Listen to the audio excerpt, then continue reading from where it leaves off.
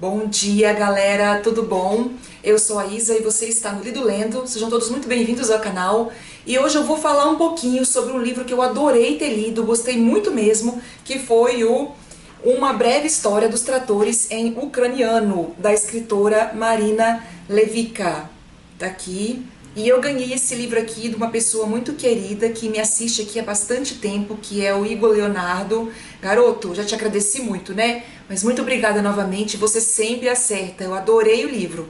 E com certeza eu compraria esse livro pelo título e pela capa também, que é muito bonita. Aliás, a edição tá linda, foi publicado aqui pela Bertrand Brasil. Bom, a Marina Lewycka, eu acho que é assim que se fala o nome dela, é ucraniana. Ela nasceu no ano de 1946, num campo de refugiados da Alemanha. Esse livro já foi traduzido para mais de 27 idiomas pelo mundo inteiro e é o único livro da autora publicado aqui no Brasil. E é uma pena, porque eu gostei tanto da escrita da Marina, que eu queria sim conhecer outras coisas. Mas se não tem mais nada, a gente fica com esse aqui mesmo, que já vale muito a pena. Mas enfim, vamos ao livro. Uma Breve História dos Tratores em Ucraniano vai contar pra gente a história de uma família refugiada da Ucrânia que mora na Inglaterra. São duas irmãs, Nádia e Vera. Essas duas irmãs não se falam desde a morte da sua mãe. Tem também o Nikolai, que é um senhor de 85 anos, pai da Vera e da Nádia. Nikolai é um engenheiro mecânico muito inteligente, gostava muito de ler, sabe, meio que intelectual. Até que um dia o Nikolai, do alto de seus 86 anos, liga para sua filha Nádia e dá a notícia de que vai se casar. E Nádia recebe a notícia e fica em choque, né? Sim, ela pensa que é uma brincadeira, mas no final não é uma brincadeira. E Nikolai continua dizendo que ele vai se casar com uma mulher ucraniana, uma refugiada ucraniana que está na Inglaterra. O nome dela é Valentina e Valentina tem 36 anos de idade, ou seja, ela tem 50 anos a menos que Nikolai. E para completar, Valentina também tem um filho de 11, 12 anos. E sobre a Valentina, o Nikolai diz o seguinte: o nome dela é Valentina, mas parece uma Vênus. A Vênus de Botticelli surgindo das ondas, cabelo dourado, olhos encantadores, seios estupendos. Quando vir, você vai entender. Então, na mesma hora, Nádia já pensa, gente, que uma mulher maravilhosa, de 36 anos de idade, com filho, com a vida inteira pela frente, tá querendo com meu pai, um senhor. Na mesma hora, Nádia já saca as intenções de Valentina. Como Valentina é refugiada ucraniana, ela precisa se casar com alguém para poder permanecer na Inglaterra. E é isso que ela quer. Mas na hora ela não fala nada, né? Ela fala pro pai pensar direito, o que está acontecendo. E o pai não quer saber, ele só pensa na Valentina, que é aquele avião de mulher, aquela loiraça, peitudona. E isso ele fala várias vezes ao longo do livro. Inclusive, aqui ó, na arte do livro, tem uns peitinhos, ó, umas tetinhas de Valentina. E aqui nessa capa nós temos uma loirona com um decotão aqui maravilhoso, que acho que ilustra a Valentina. Então Nikolai está completamente encantado, enfeitiçado por Valentina. E ele fala, não, ela me ama, eu a amo, nós vamos casar. Ela tem um filho que é muito inteligente, nós vamos criá-los juntos. E eu quero muito que vocês me apoiem, porque vocês são as minhas filhas. Enfim. E aí Nádia engole o seu orgulho, pega o telefone e liga para sua irmã Vera. Elas não se falam, mas elas precisam se unir para fazer alguma coisa contra a Valentina, porque não dá. Elas têm que proteger o pai dessa usurpadora e também têm que proteger o patrimônio da família. Eles não têm muita coisa, é uma família bem simples, mas o que eles têm faz parte da família, né? Então, a partir desse momento, a gente vai ter 3 histórias paralelas. A primeira, a gente vai acompanhar essa trama maluca dessa família, tá? Da Vera e da Nádia, tentando convencer o pai, Nikolai, a não se casar com Valentina. E essa parte da história é divertidíssima, é muito engraçada, é muito agradável de ser lida, tá? Porque a Valentina é uma personagem muito engraçada. Na outra parte da história, a gente vai descobrir o que aconteceu com o Nikolai e a sua esposa ainda lá na Ucrânia para fazer com que eles fugissem do país e fossem morar na Inglaterra. E a gente já imagina, né? Nikolai tem 86 anos, então ele acompanhou Revolução Russa, União Soviética, as duas grandes guerras mundiais. E a terceira história paralela é a história dos tratores em ucraniano, que o Nikolai está escrevendo esse livro, como eu já disse. Então ele vai ler trechos desse livro para as filhas, para perguntar se tá bom, se não tá.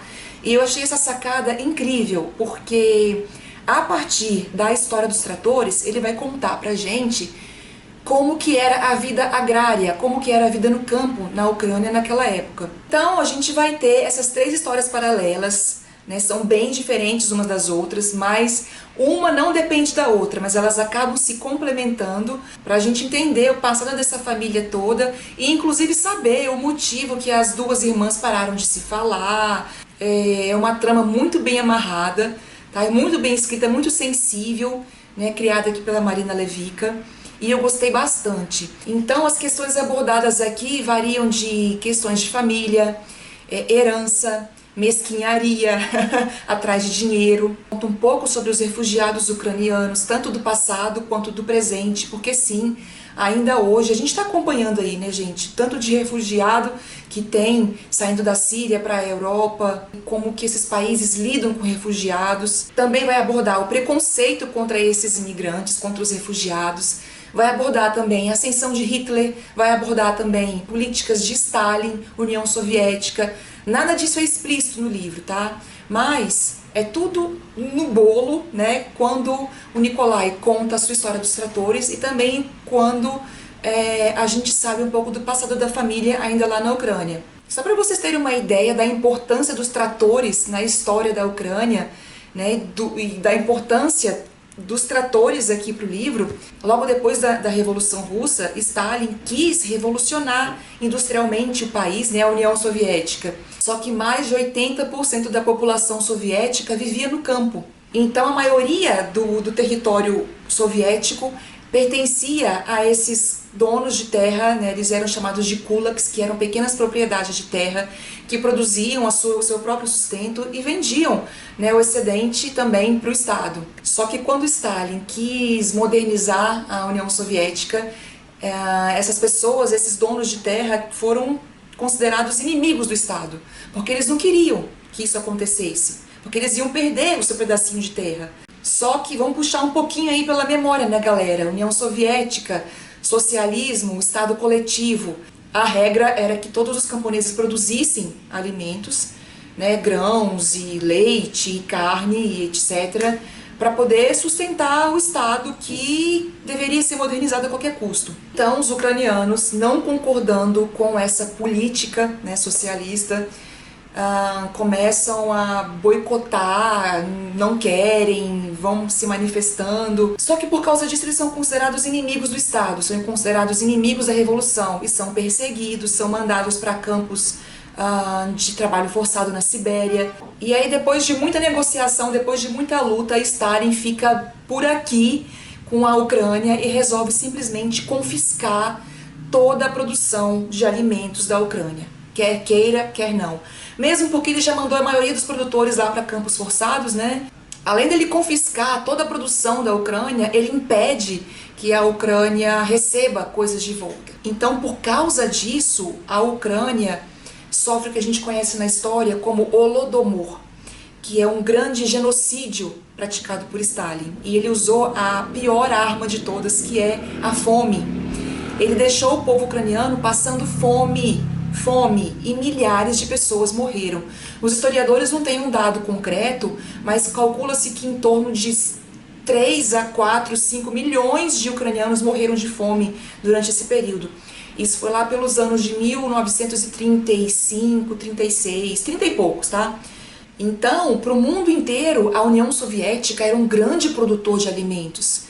Né, os cereais, os grãos, eles usavam para alimentar os militares, para alimentar as pessoas da cidade. Afinal de contas, Stalin queria um Estado moderno. A manteiga, o leite era vendido em abundância para a França, para a Alemanha, eles exportavam coisas.